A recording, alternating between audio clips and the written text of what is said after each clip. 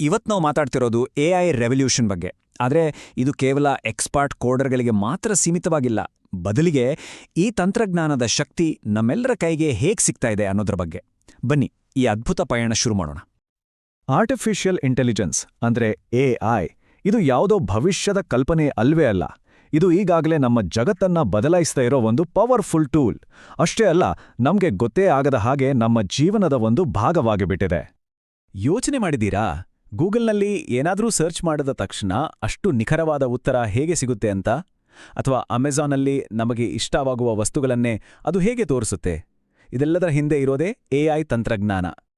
ಆದರೆ ಇಲ್ಲಿಯವರೆಗೂ ಒಂದು ದೊಡ್ಡ ಚಾಲೆಂಜ್ ಇತ್ತು. AI ಶಕ್ತಿಯನ್ನ ಬಳಸಿ ಏನಾದರೂ ಹೊಸದನ್ನ ಮಾಡಬೇಕು ಅಂದ್ರೆ ಒಂದು ದೊಡ್ಡ ತಾಂತ್ರಿಕ ಗೋಡೆಯನ್ನ ಹಾರಬೇಕಿತ್ತು. ಅದು ಅಷ್ಟು ಸುಲಭವಾಗಿರಲಿಲ್ಲ. ಅಂದ್ರೆ ಹಿಂದೆಲ್ಲ ಒಂದು AI ಮಾಡೆಲ್ ಮಾಡಬೇಕು ಅಂದ್ರೆ ಅದು ತುಂಬಾನೇ ಕಷ್ಟದ, ದುಬಾರಿ ಮತ್ತು ಸಿಕ್ಕಾಪಟ್ಟೆ ಟೈಮ್ ತಗೊಳ್ಳೋ ಕೆಲ್ಸ ಆಗಿತ್ತು. ಪೈಥಾನ್ ಅಥವಾ ಜಾವಾದಂತಹ ಕೋಡಿಂಗ್ ಭಾಷೆಗಳಲ್ಲಿ ಎಕ್ಸ್ಪರ್ಟ್ ಆಗಿರೋರು ಮಾತ್ರ ಇದು ಸಾಧ್ಯವಾಗ್ತಿತ್ತು.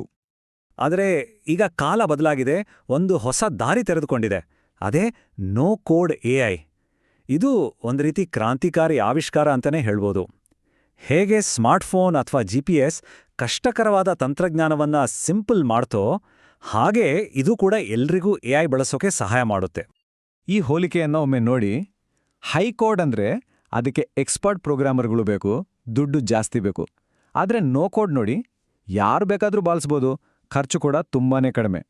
AIಯನ್ನ ಎಲ್ಲರ ಕೈಗೆ ಇಟ್ಕೋವಂತೆ ಮಾಡೋದೇ ಇದರ ನಿಜವಾದ ಪವರ್. ಸರಿ, ಇದನ್ನ ಇನ್ನೂ ಚೆನ್ನಾಗಿ ಅರ್ಥ ಮಾಡ್ಕೊಳ್ಳಕ್ಕೆ ಕೈಲಾ ಅನ್ನೋರ್ ಕಥೆಯನ್ನ ನೋಡೋಣ. ಅವ್ರಿಗೆ ಒಂದು ದೊಡ್ಡ ಸಮಸ್ಯೆ ಇತ್ತು, ಆದರೆ ಅದರ ಸೊಲ್ಯೂಷನ್ AI ಹತ್ರ ಇತ್ತು. ನೋಡಿ, ಕೈಲಾ ಒಬ್ಳು ವೈಲ್ಡ್ ಲೈಫ್ ಡೈಟೀಷಿಯನ್. ಪ್ರಾಣಿಗಳ ಫುಡ್ ಕಾಸ್ಟ್ ದಿನದಿಂದ ದಿನಕ್ಕೆ ಗಗನಕ್ಕೇರುತ್ತಿತ್ತು. ಹಾಗಾಗಿ ಮುಂದೆ ಏನಾಗ್ಬೋದು ಅಂತ ಊಹೆ ಮಾಡೋದು ಅವಳಿಗೆ ತುಂಬಾನೇ ಮುಖ್ಯ ಆಗಿತ್ತು. ಆದರೆ ಸಮಸ್ಯೆ ಏನಂದ್ರೆ ಅವಳಿಗೆ ಫುಡ್ ಬಗ್ಗೆ ಗೊತ್ತಿತ್ತು, ಕೋಡಿಂಗ್ ಬಗ್ಗೆ ಅಲ್ಲ. ಹಾಗಾದ್ರೆ ಕೈಲಾ ಈ ಸಮಸ್ಯೆಯನ್ನ ಹೇಗೆ ಬಗೆಹರಿಸಿದ್ಲು? ಇಲ್ಲೇ ನೋಡಿ ಮ್ಯಾಜಿಕ್. ಅವಳು ಕೋಡ್ ಬರೆಯೋ ಬದಲು ಮಕ್ಕಳು ಆಟಿಕೆ ಬ್ಲಾಗ್ಗಳನ್ನ ಜೋಡಿಸಿದ ಹಾಗೆ ಒಂದು ನೋ ಕೋಡ್ ಟೂಲ್ ಬಳಸಿ ತನ್ನ ಪ್ರಾಬ್ಲಮ್ಗೆ ಸೊಲ್ಯೂಷನ್ ಕಂಡಿಡಿದ್ಲು. ಅದು ಹೇಗೆ ಅಂತ ನೋಡೋಣ ಬನ್ನಿ. ಈ ಸ್ಟೆಪ್ಸ್ ನೋಡಿ, ಎಷ್ಟು ಸಿಂಪಲ್ ಆಗಿದೆ ಅಲ್ವಾ? ಆರೆಂಜ್ ಡೇಟಾ ಮೈನಿಂಗ್ ತರಹದ ಟೂಲ್ ಬಳಸಿ ಮೊದಲು ಡೇಟಾವನ್ನ ಅಪ್ಲೋಡ್ ಮಾಡೋದು, ಆಮೇಲೆ ಬೇಕಾದ ಮಾಡೆಲನ್ನ ಸುಮ್ಮನೆ ಡ್ರ್ಯಾಗ್ ಮಾಡಿ ಇಡೋದು, ಆಮೇಲೆ ರಿಸಲ್ಟ್ ನೋಡೋದು. ಇದು ಕೋಡಿಂಗ್ ಬರೆಯೋದಕ್ಕಿಂತ ಒಂದು ಫ್ಲೋಟ್ ಚಾರ್ಟ್ ಬಿಡಿಸಿದಷ್ಟು ಸುಲಭ. ಕೊನೆಗೆ ತನ್ನ ಗುರಿ ಸಾಧಿಸೋಕೆ ಕೈವಾ ಬರೆದ ಕೋಡ್ನ ಲೈನ್ಗಳ ಸಂಖ್ಯೆ ಎಷ್ಟು ಗೊತ್ತಾ? 0, 0. ಇದೇ ನೋ ಕೋಡ್ ತಂತ್ರಜ್ಞಾನದ ಅಸಲಿ ತಾಕತ್ತು. ಕೈಲಾ ಕತೆ ನಿಜಕ್ಕೂ ಸ್ಫೂರ್ತಿದಾಯಕ. ಆದರೆ ಯಾವುದೇ ಟೆಕ್ನಾಲಜಿ ಥರನೇ ಇದಕ್ಕೂ 2 ಮುಖಗಳಿವೆ. ಇದರ ಪ್ಲಸ್ ಪಾಯಿಂಟ್ಸ್ ಏನು, ಮೈನಸ್ ಪಾಯಿಂಟ್ಸ್ ಏನು ಅನ್ನೋದನ್ನ ಈಗ ನೋಡೋಣ. ನೋ ಕೋಡ್ನ ದೊಡ್ಡ ಅಡ್ವಾಂಟೇಜ್ ಅಂದ್ರೆ ಇದು ಎಲ್ಲರಿಗೂ ಪವರ್ ಕೊಡುತ್ತೆ. ಟೆಕ್ನಿಕಲ್ ನಾಲೆಜ್ ಇಲ್ಲದೇ ಇರೋರು ಕೂಡ AI ಬಳಸ್ಬೋದು. ಇದರಿಂದ ಸಮಯ, ಹಣ ಎರಡೂ ಉಳಿಯುತ್ತೆ. ಮತ್ತೆ ಕೋಡಿಂಗ್ ಇಲ್ಲ ಅಂದಮೇಲೆ ಕೋಡಿಂಗ್ ಎರರ್ಗಳ ಪ್ರಶ್ನೆ ಇಲ್ಲ ಅಲ್ವಾ?